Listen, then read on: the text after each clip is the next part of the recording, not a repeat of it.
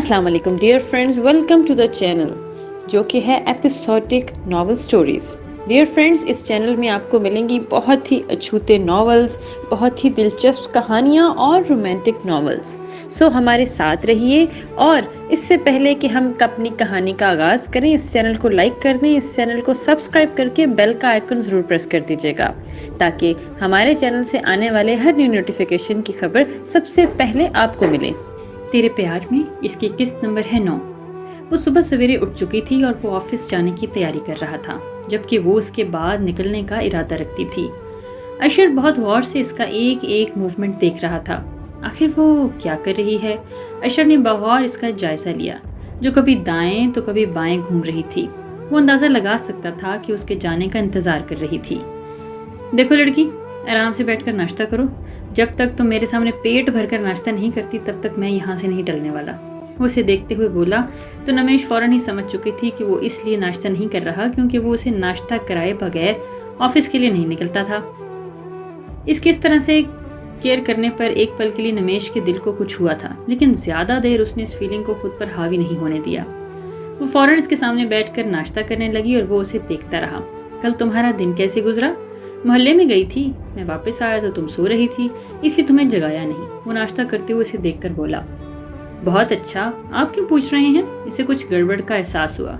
اور رات کافی دیر لاشعوری طور پر اس کا انتظار کرتی رہی، لیکن جب وہ نہیں آیا تو اسے خود ہی نیند آ گئی۔ بیوی ہو میری اور تمہارا خیال رکھنا، تمہارا دھیان رکھنا میرا فرض ہے، اس لیے پوچھ لیا۔ اگر کہیں بھی آنا جانا ہو تو ڈرائیور کے ساتھ چلی جایا کرو۔ وہ اسے کھلی آفر کر رہا تھا۔ نمیش نے صرف سر ہلایا، اور وہ اس وقت اس کے سے کسی بھی قسم کا جھگڑا یا بحث نہیں کرنا چاہتی تھی۔ ویسے بھی اب اسے نوکری ملنے والی تھی، جلد ہی وہ اسے جان چھڑا لے گی اور پھر سب ختم ہو جائے گا۔ بس جب تک اسے نوکری مل نہ جائے تب تک وہ اشر کو اس کے بارے میں کچھ نہیں بتانا چاہتی تھی کہ کیا پتا وہ اس کے گھر سے نکلنے پر بین ہی لگا دے۔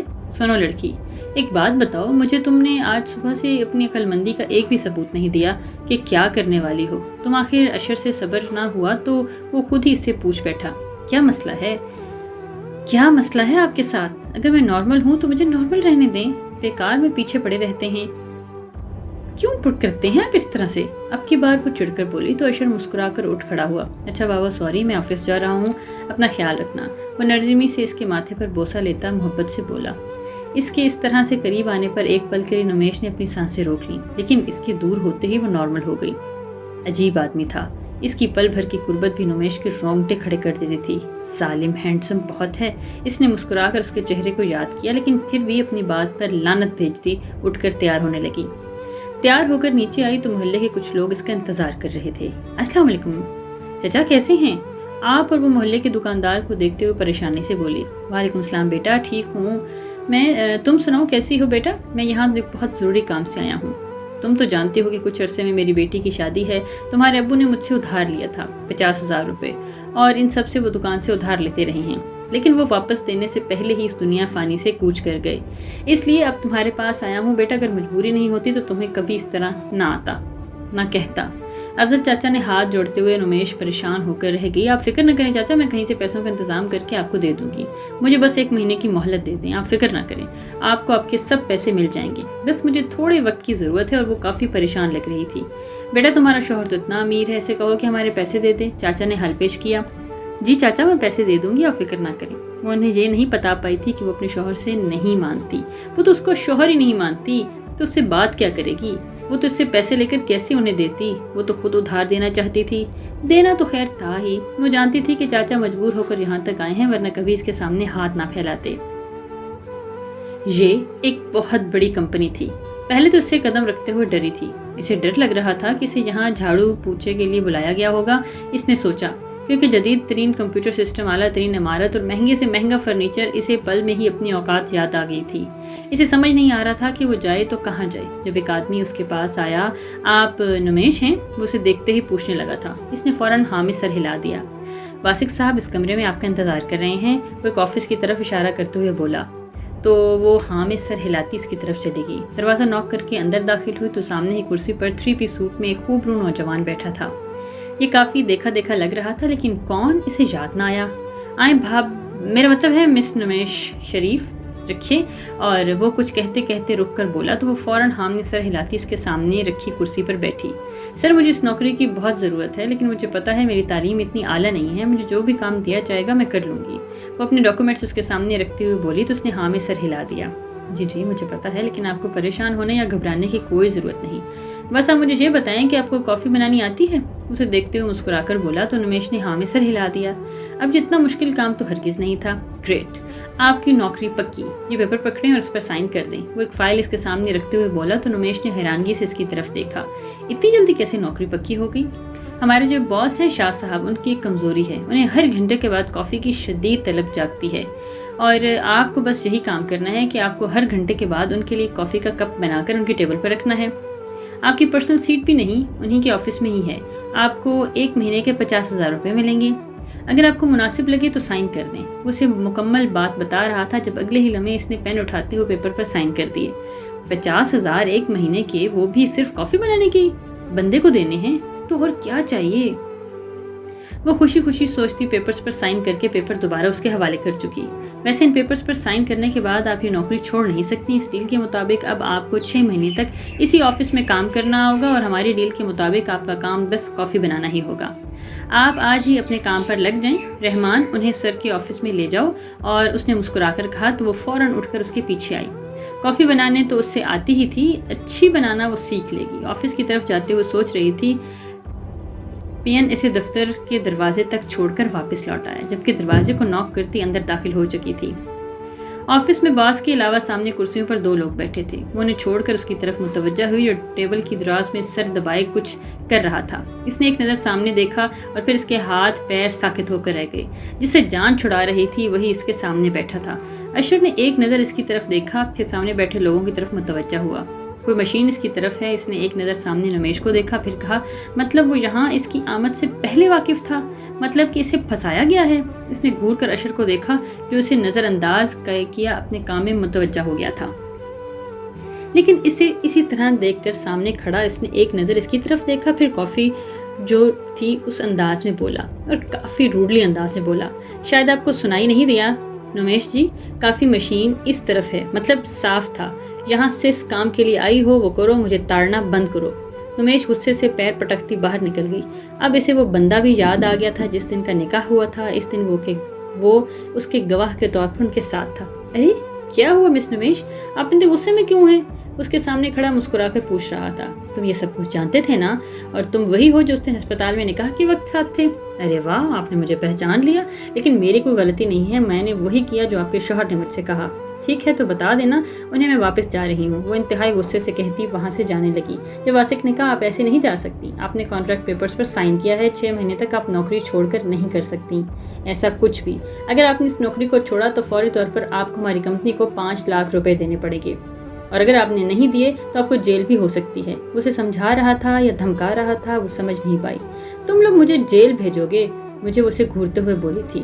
تو واسق نے سلام میں سر ہلا دیا۔ میرے باس اندر آپ کا انتظار کر رہے ہیں، اور آپ کی کافی کا بھی۔ آپ جیل نہیں جانا چاہتی تو کافی بنانا اتنا مشکل نہیں ہے، اور سیلری بھی اچھی خاصی ہے۔ کبھی سنا ہے کافی بنانے والے کو 50,000 روپے مل رہے ہوں، وہ بھی 1 مہینے کی؟ ذرا عقل سے کام لیں اور باس کو کافی دیں۔ خدا حافظ۔ وہ اسے ڈراتے ہوئے دوبارہ اپنے کیبن کی طرف چلا گیا، جبکہ وہ سوچ میں ہی ڈر چکی تھی۔ ویسے بھی اس کی ذات سے اشر کو کون سا فائدہ تھا وہ جو اسے جیل سے بچاتا۔ وہ دروازہ کھٹکھٹائے بغیر اندر داخل ہوئی، اور شاید یہی بات اشر کو بہت غصہ دلا گئی تھی۔ مس نمیش، آپ کو اتنی تمیز نہیں کہ کسی کے روم میں آنے سے پہلے ناک کیا جائے؟ دوبارہ باہر جائیں اور دروازہ کھٹکھٹا کر میری اجازت کے بعد اندر داخل ہوں۔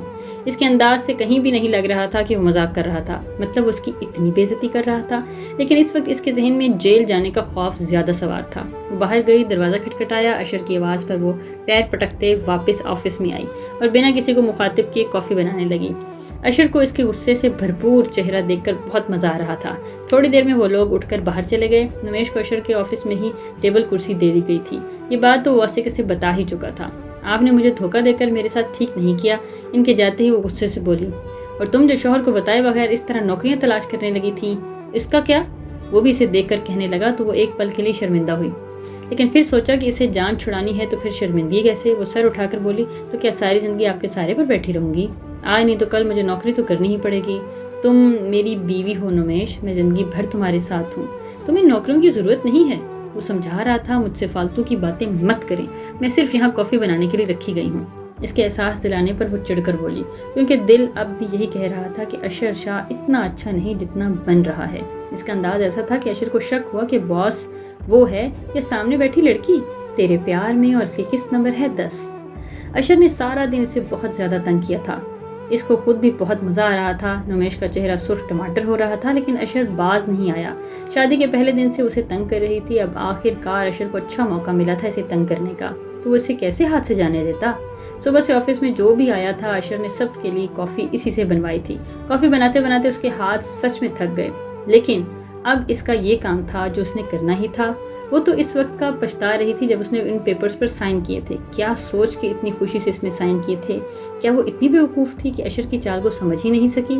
اللہ جی، یہ سب خواب بن کر مجھے نیند سے جگا دیں۔ اس نے دل سے دعا کی تھی، لیکن یہ کوئی خواب نہیں تھا بلکہ حقیقت تھی۔ لڑکی تمہیں سنائی نہیں دے رہا؟ میں کب سے تمہیں کافی کا کہہ رہا ہوں؟ اشر نے اونچی آواز میں کہا تھا، کیونکہ وہ اپنے ہی خیالوں میں کہیں کیوٹ سی فیس بنا رہی تھی اور اشر بیچارے کے دل کی دھڑکن ہلا رہی تھی۔ یہ لڑکی کیا ہوتا ہے؟ میرا نام نمیش ہے، نمیش، اور بہتر ہوگا کہ آپ مجھے میرے نام سے پکاریں، ورنہ آپ کو آپ کے آفس کے ساتھ اٹھا کر باہر پھینک دوں گی۔ وہ انتہائی غصے سے کیا بول رہی تھی یہ تو وہ خود بھی نہیں سمجھتی تھی۔ وہ غصے سے کیا کہتی اسے خود بھی نہیں پتا ہوتا تھا۔ یار مجھے تو ٹھیک ہے، لیکن میرے آفس کو کیسے اٹھا کر باہر پھینکو گی؟ وہ سیریس انداز میں پوچھنے لگا جب اس کی حالت سے بہت مزہ دے رہی تھی۔ آپ میرے ساتھ فضول باتیں نہ کریں، میں یہاں صرف کافی بنانے کے لیے آئی ہوں۔ یہ بات اس نے صبح سے اب تک اسے تقریباً 90 بار یاد دلائی تھی۔ ہاں تو وہی تو کہہ رہا ہوں کہ فضول بحث مت کرو بلکہ کافی بناؤ میرے لیے۔ اشر بھی کہاں چپ رہنے والا تھا، جبکہ اس کے اس بس کر والے انداز پر اندر سے کھولتی نظر آ رہی تھی۔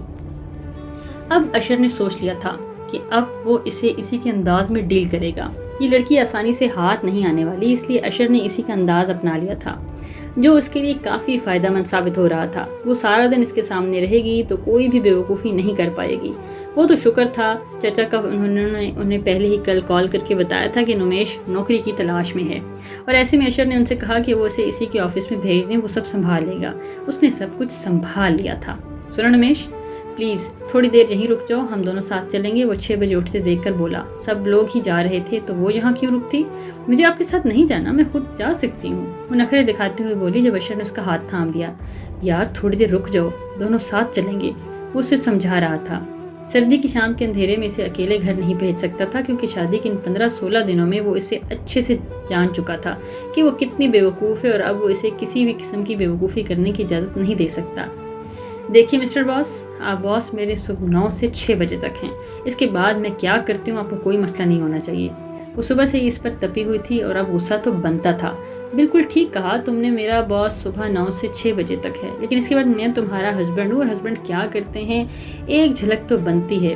اس کی گردن میں ہار ڈالتے اگلے ہی لمحے اس کی لبوں کو قید کر چکا تھا۔ وہ یہ سب کچھ اتنا اچانک ہوا تھا کہ نمیش کو سنبھلنے کا موقع بھی نہیں ملا، لیکن وہ اس کو اپنے ساتھ اس طرح سے فری نہیں کر سکتی تھی۔ اس کے انداز پر جہاں اس کا دل بری طرح سے دھڑکا تھا، وہیں اس نے اپنے نازک ہاتھ کے مکے سے اس کے سینے پر برسانا شروع کر دیے تھے، لیکن وہ تو شاید لوہے کا بنا تھا جس پر کوئی اثر نہ ہوا۔ جب کچھ لمحوں کے بعد اس نے اس کے لبوں کو اپنی دسترس سے آزاد کیا تو نمیش زمین پر دیکھنے لگی، شرم کے مارے نظر تک نہیں اٹھا پا رہی تھی۔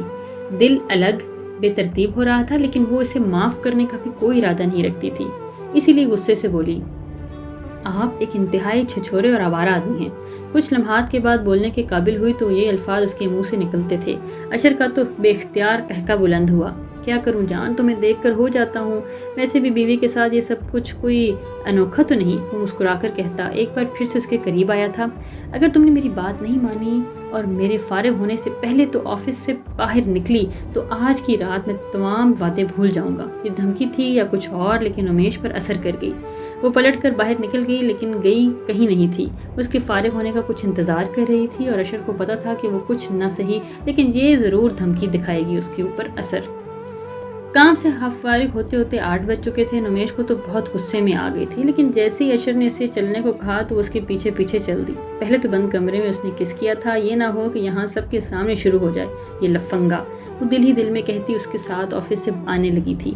کچھ نہیں بولی تھی، وہ اس کے ڈر کو سوچ کر مسکرا دیا۔ چلو آؤ آئس کریم کھاتے ہیں، وہ گاڑی ایک آئس کریم پارلر کے سامنے کھڑے کرتے ہوئے بولا۔ مجھے کچھ نہیں کھانا، گھر چلیے، وہ غصے سے بولی تھی۔ ایک تو آفس میں اس نے زبردستی ڈنر کروایا تھا، وہ بھی وہیں دھمکی دے کر، اور اب گاڑی یہاں روکتی تھی جب نمیش کے اس وقت بہت زیادہ نیند آ رہی تھی۔ یار اتنا گھبرا کیوں رہی ہو؟ پیسے تمہاری تنخواہ سے نہیں کاٹوں گا، وہ ہنستے ہوئے بولا تھا۔ رمیش نے انتہائی غصے سے اس کی طرف دیکھا تھا۔ آپ کیوں کر رہے ہیں میرے ساتھ یہ سب کچھ؟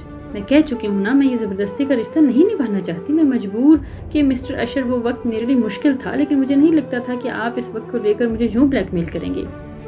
اس دنیا میں کم لڑکیاں نہیں ہیں جو آپ کی عیش و عشرت پر مرتے ہوں، آپ کے پیچھے پیچھے آ جائیں گی، اور نہ ہی اس دنیا میں خوبصورتی کی کمی ہے، تو کیوں آپ میرے پیچھے پڑے ہیں؟ کیوں آپ میری مجبوری کا فائدہ اٹھا رہے ہیں؟ کیا بگاڑا ہے میں نے آپ کا؟ نہ چاہتے ہوئے بھی اس کی آنکھوں میں نمی آ گئی۔ وہ پچھلے 15-16 دن سے اشر کو تنگ کر رہی تھی، اور بس ایک دن وہ اشر کو برداشت نہیں کر پائی اور وہ بے اختیار مسکرا دیا۔ میں جانتا ہوں رمیش، اس دنیا میں کم لڑکیاں نہیں ہیں جو میری دولت کے پیچھے کھینچی آتی ہیں۔ پتہ ہے تم وہ واحد لڑکی ہو جسے دیکھ کر مجھے لگا کہ تن نے دل کی دنیا ہلا دی ہے۔ تمہیں روتے دیکھ کر ہی میں نے فیصلہ کر لیا تھا کہ میں تمہیں اپنی زندگی میں شامل کر لوں گا۔ وہ پہلی نظر کا پیار کہتے ہیں نا، وہ ہو گیا تھا مجھے تم سے۔ جانتا ہوں تم ان باتوں پر یقین نہیں کرو گی، مجھے ایک برا انسان سمجھو گی رمیش، میں چاہتا ہوں اس وقت تمہاری مجبوری کا فائدہ کسی اور انداز میں بھی اٹھا سکتا تھا۔ میں نے تمہیں نکاح کی آفر کی جو تمہیں ٹھیک لگی، تمہیں نکاح کے لیے حامی بھی بھری تھی، لیکن اس رشتے کو قبول نہیں کر پائی۔ اب وہ پھر سے بولی تھی، عیش و عشرت، شہرت، دولت سے تو مجھے بہت سی لڑکیاں مل جائیں گی، لیکن ایسا دل جو پیار کرے وہ تمہارے علاوہ کہیں سے نہیں ملے گا۔ وہ جیسے آج اسے کہیں سے بھی اپنی بات منوانا چاہتا تھا۔ مجھے کچھ سمجھ نہیں آ رہا، وہ اتنی دیر کے بعد بولی بھی تو کیا؟ تو سمجھ تو رہا ہوں، سمجھا رہا ہوں نا میری جان، سمجھنے کی کوشش کرو گی تو سمجھ آئے گا نا۔ میں جانتا ہوں تم مجھ سے پیار نہیں کرتی، اس لیے یہ سب کچھ کر رہی ہو، لیکن تم مجھے ایک موقع تو دو، میں تم سے بس ایک موقع مانگتا ہوں، تمہیں خود مجھ سے پیار ہو جائے گا۔ رمیش تم مجھ سے پیار مت کرو، میرے پیار کو سمجھو، میں تمہارے ساتھ کوئی زبردستی نہیں کروں گا اور نہ ہی تمہیں فورس کروں گا۔ مجھے تھوڑا وقت دو، اگر میں تمہارے دل میں اپنی جگہ نہیں بنا پایا تو وہی ہوگا جو تم چاہو گی۔ ٹھیک ہے، لیکن اپنی بات پر قائم رہیے گا۔ اس کی بات کاٹ کر بولی۔ وہ اشر نے اداسی سے مسکرا کر ہاں میں سر ہلا دیا۔ اب بھی وہ اس کی بات کو سمجھنے کی بجائے اپنے انداز میں لے چکی تھی۔ اس کے دماغ میں اس وقت بھی اشر کو چھوڑنا ہی تھا، لیکن اشر محبت میں مجبور تھا، اس لیے چپ ہو گیا۔ شاید محبت ایسی ہی ہوتی ہے۔